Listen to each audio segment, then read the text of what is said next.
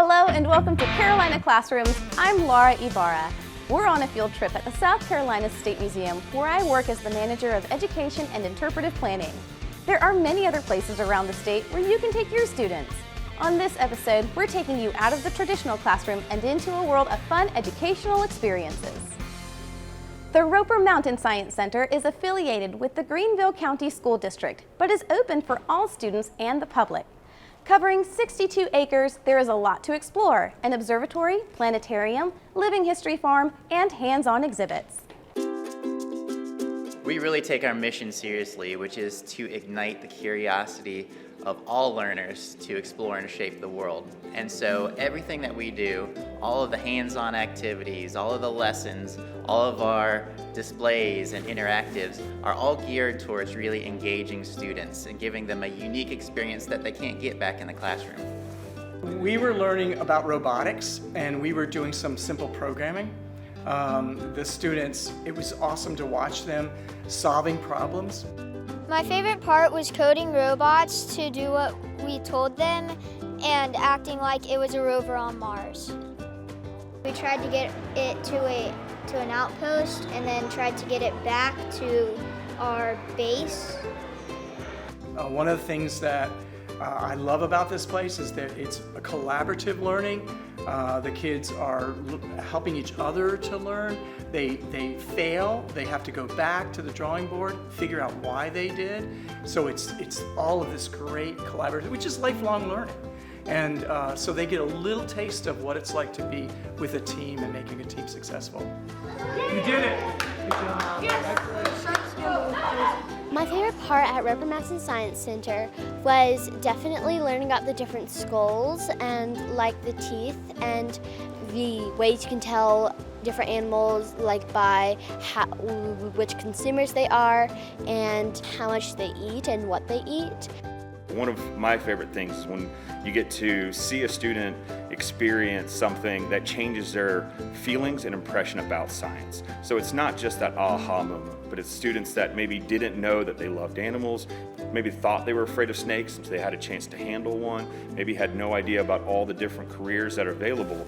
And here at Roper Mountain Science Center, they have a chance to experience and interact and engage with all of those different things so that when they leave changed, and maybe that they will begin thinking about science as a future option for employment, maybe a direction for their lives. We try to come up with demonstrations that things that teachers can't do in the classroom, but super standards-based. Like that is a big focus for us. We want to help the teachers with the content they're covering, but we do it in a big way, like our liquid nitrogen, super cold temperatures, minus 320 degrees. We have fire tornadoes and Tesla coils, and we blow up hydrogen balloons, and we simulate seasons, convection and chemical reactions, waves. We cover it all. But definitely we want to get them engaged. We love to have volunteers. We get the kids up and moving as we're doing our experiments, try to get them involved as much as possible. But we like to we make it fun, right? And it's got to be just interesting and engaging for them and just something unique. We try to do it in a little kind of Roper Mountain way, a different way than maybe they've seen before.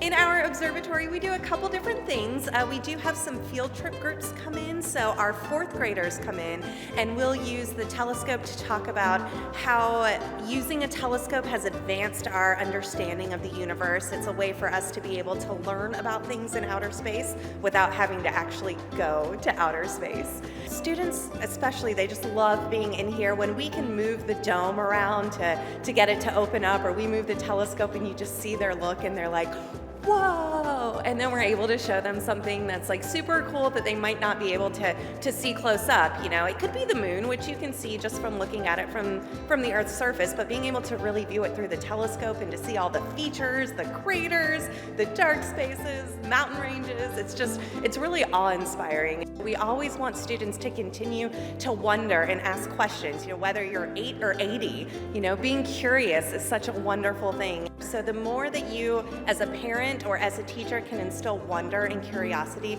in your child or your student, the more successful that they're going to be in life, regardless of whatever career that they choose. So you come here and you get that wonder, that awe-inspiring moment, and you get, that moment where you see your child or your student going, whoa! And that's when you know that they're on the right path.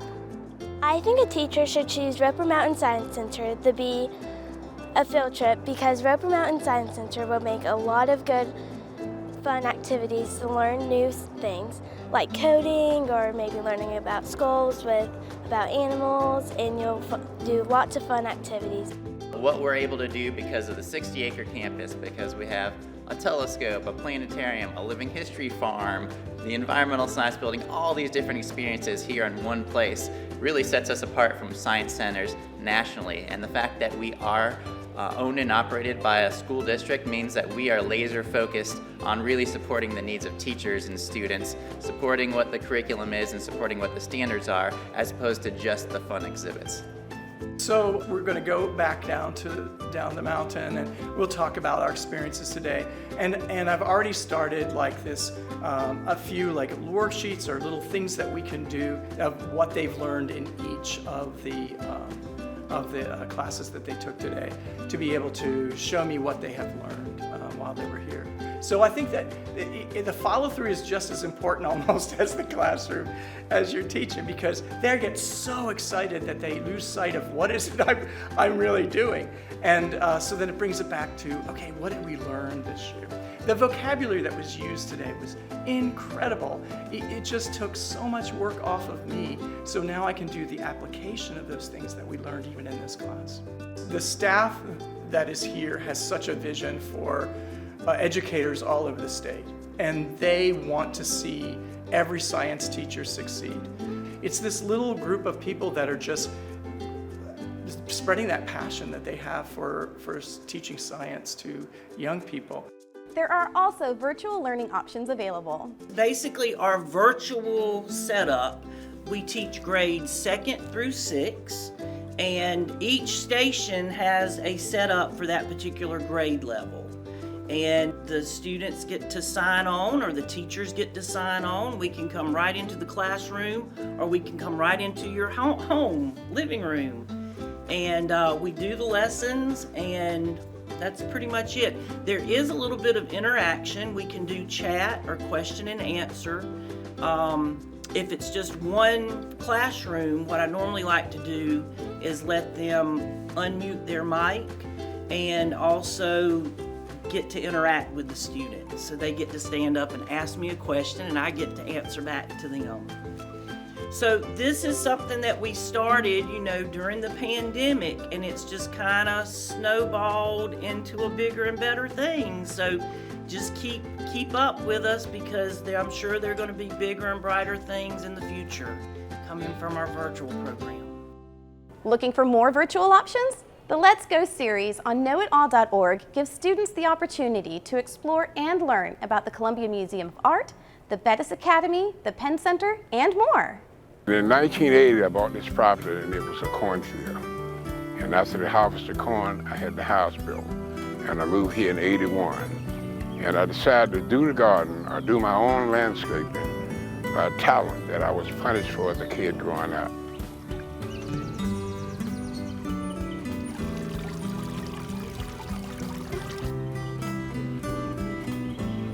My favorite part about doing it is this. It shows what you can accomplish by using what you have. One of my points to students is this, is that don't allow someone to tell you what you can and can't do by test score. Success is about 3 things: work, passion, and marketing.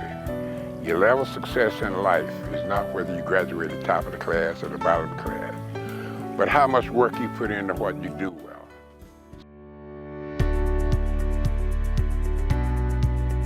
Here at the CMA, we're all about connecting with art and each other, contemplating different works of art and seeing them in new ways, and creating something original and being an inspiration.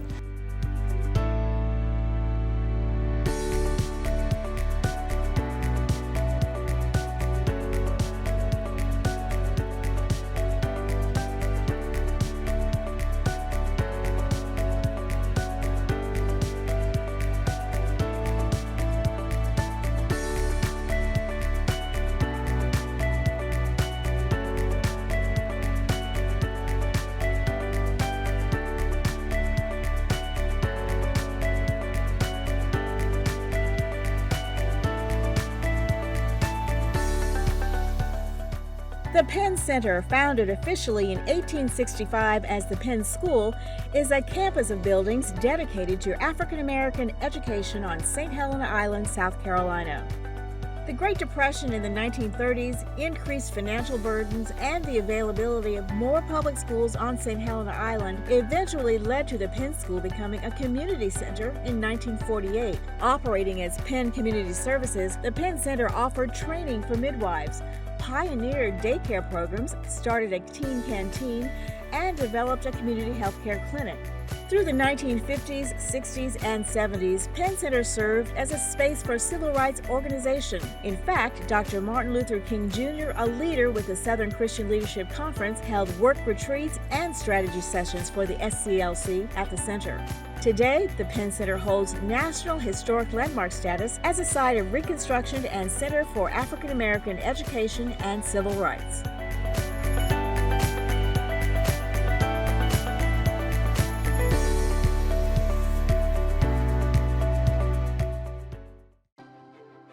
Welcome to the former home of Majestica Monteith Simpkins, one of South Carolina's most important human rights activists.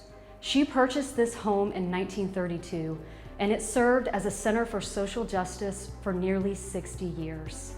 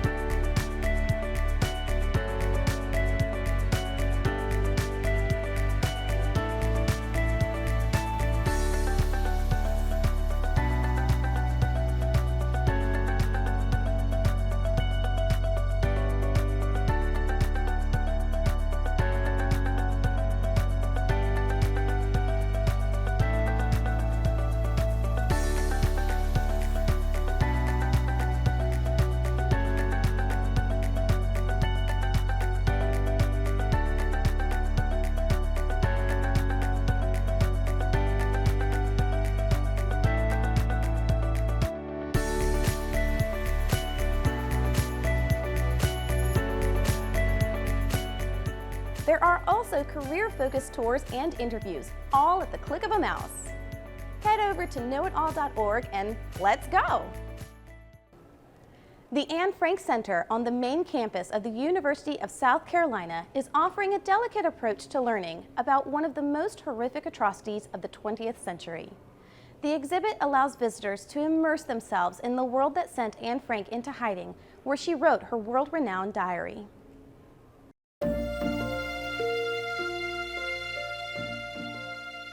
Against the wall stands a replica bookshelf, perhaps symbolically opening a passageway between two moments in time. This table and chairs, the games, magazines, and even household appliances survived the war, and today help visitors transcend to a world where the Frank family and 4 others spent 761 days hiding from the Nazis. But they didn't do it alone. In 2021, the University of South Carolina unveiled its partnership with the Anne Frank House in Amsterdam, making it one of only 4 official partner sites in the world. We are proud and excited to welcome the Anne Frank Center at the University of South Carolina as the official partner of the Anne Frank House in North America. We've been working together for a long period of time with a group of excellent Holocaust educators and scholars in South Carolina. The life story of Anne Frank is, of course, a window into the past, telling the story of a young girl in hiding during the Holocaust. But it also encourages us to reflect on important questions for our own times, on who we are, and maybe even more important, who we want to be. It taps into the question, what makes us human. At the Anne Frank Center in Columbia, photos, video, quotes, and even some original artifacts are thoughtfully placed throughout the building. A replica of Anne's diary sits on a period-specific desk. A bookshelf in another room showcases multiple editions of the diary in several languages, and it's only a sampling of the more than 70 translations available to readers worldwide.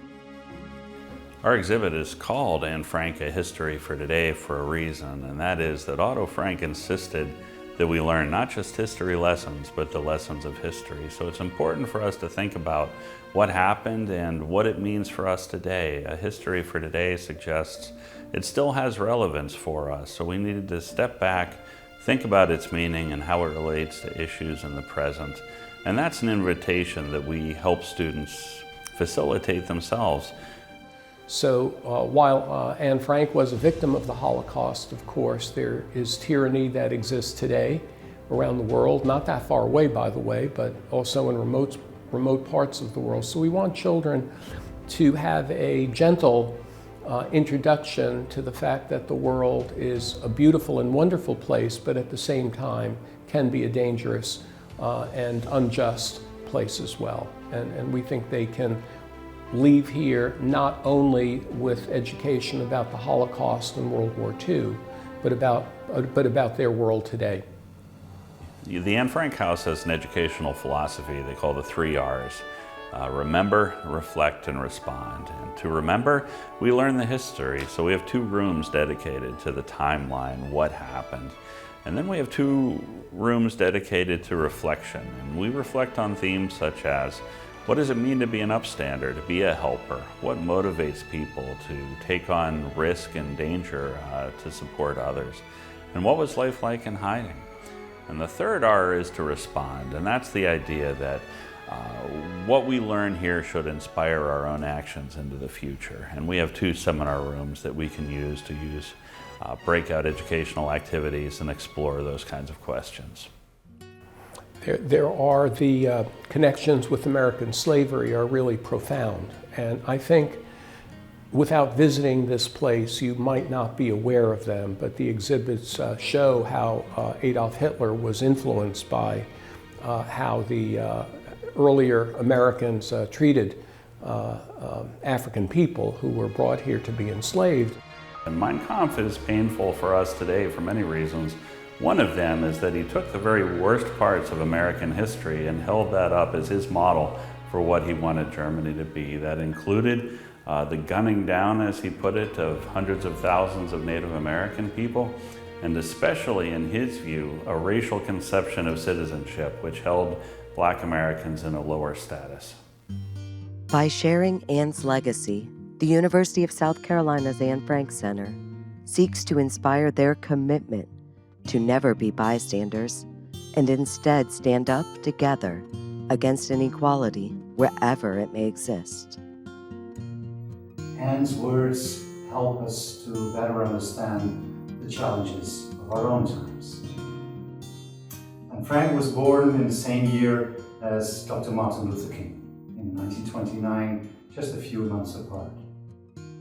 They both fell victim to racist ideologies, but their dreams continue to inspire people all over the world. And we are very excited that the Anne Frank Center at the University of South Carolina will help us to bring Anne's dreams to people all over the United States of America and Canada.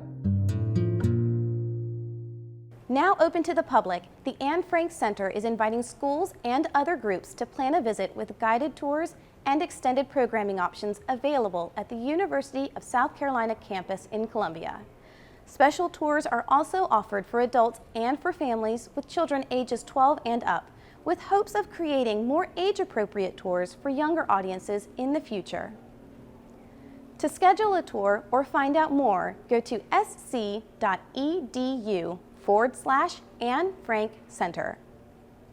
When you book a field trip here at the State Museum, we take really good care of you and help you through each step of the process, from booking the trips and finding out what's available, to getting your lunches to the lunchroom, and all the free classes that we have to offer. One of the great things about a museum trip is that you are looking at oftentimes the real object. Even the Best Friend train, which is behind me, isn't the real Best Friend train because it blew up, but it is a model that was specifically created based on the blueprints of the original. And to understand the history of the economics of this particular time in history, the people who built this, the people who built the tracks, so you can tell a complete story. You can tell a history story, you can tell a science story, and you can tell a rural South Carolina story as well as all that was happening in the 19th century. And it's a really, I think it's a solid way for you to take something home and be able to say, take something back to the classroom and say, remember when we talked about all of these pieces and how they came together in one object. And I think it's much better to be able to look at the real thing and see it rather than seeing that on a picture somewhere. And the great thing is we are all 4 disciplines here. At least we have 4 disciplines. So if you want to come for an art program, natural history, science and technology, or cultural history, all of that's available. Of course, we added the observatory back in 2014. And so that observatory is a great way to connect with the museum, either right here in the classroom or in the observatory or virtually. So the virtual programs are something we really were able to latch onto during the height of the pandemic, and that's something we'll be able to take forward as well. It's a chance for you to connect live with our observatory, and doing that you're able to talk live to an astronomer or an astronomy educator and look at the sky in real time, as well as look at some of the recorded images that we have. And that really does cover all of those great astronomy standards that are not so easy to teach in schools. The telescope we're using off to the side is actually filtered, and that allows us to look at the sun safely. So do you see the telescope moving still? Yeah.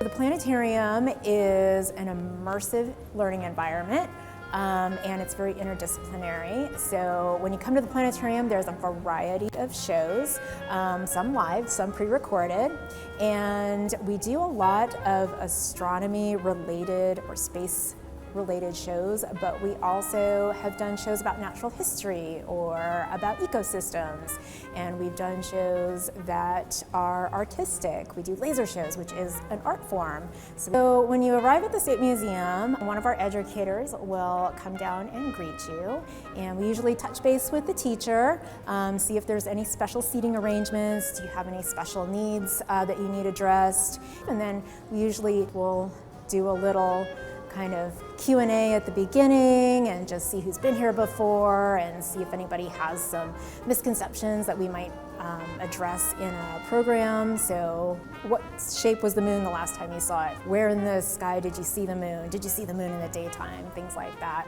And then we get our show started, and what show we end up seeing just depends on what show you've booked. You can book shows about the Earth, Moon, and the Sun, about ecosystems, about the sky tonight, about how moon phases work.